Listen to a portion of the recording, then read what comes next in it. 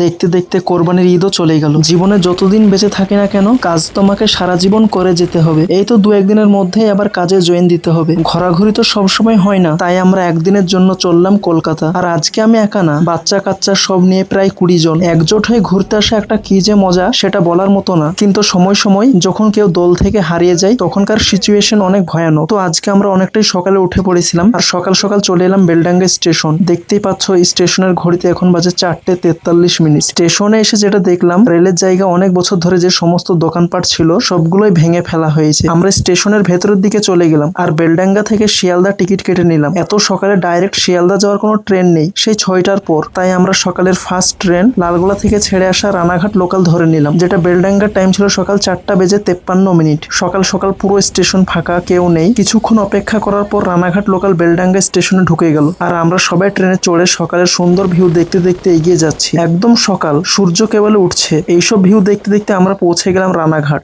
এখানেই আমাদের train change করতে হবে। রানাঘাট থেকে শিয়ালদা যাওয়ার জন্য সকাল সকাল অ্যাভেলেবেল ট্রেন আছে। আমাদের বেলডাঙ্গা থেকেও শিয়ালদা যাওয়ার জন্য ট্রেন অনেক আছে, কিন্তু সব ট্রেন সকাল 6টার পর। আর আমরা চাই যত তাড়াতাড়ি পারি আমরা কলকাতা পৌঁছাবো, তাই এইভাবে ট্রেন চেঞ্জ করে আসা। আমরা রানাঘাট থেকে শিয়ালদা লোকালে উঠে পড়লাম, কিন্তু তোমাদেরকে বলাই হয়নি আমরা কোথায় যাচ্ছি। তো আমরা যাচ্ছি আলিপুর চিড়িয়াখানা, সেখানে নানান রকম পশু পাখি দেখতে। তো আমরা শিয়ালদা না গিয়ে দমদম স্টেশনে নেমে পড়লাম আর এখান থেকে মেট্রো ধরে যাব রবীন্দ্র সদন। তো দমদম মেট্রোতে একটা সমস্যা হয়ে গিয়েছিল, সবাই উঠে পড়েছিলাম, আশারুল উঠতে পারেনি, মানে স্টাইল মারছিল। মেট্রো ছেড়ে দিলে নায়করা যেভাবে ট্রেন ধরে সেইভাবে দৌড়ে মেট্রো ধরবে। কলকাতা প্রথম তো জানে না, মেট্রোর দরজা কয়েক সেকেন্ডের পর বন্ধ হয়ে যায়। তো যাই হোক, আমি দমদমের পরের স্টেশন বেলগাছিয়া স্টেশনে নেমে পড়ি। সেখান থেকে ফির মেট্রো ধরে দমদম স্টেশনে এসে মাস্টার রুম থেকে ছাড়িয়ে নিয়ে আবার মেট্রো ধরে যাচ্ছি রবীন্দ্র সদন। ভাগ্যিস বুদ্ধি করে আরপিএফ কে বলেছিল যে আমি মেট্রোতে উঠতে পারিনি, তাই ওরা মাস্টার রুমে আটকে রেখেছিল। আমরা রবীন্দ্র সদন পৌঁছে গেলাম আর আমাদের পুরো টিম যেটা আগে চলে এসেছিল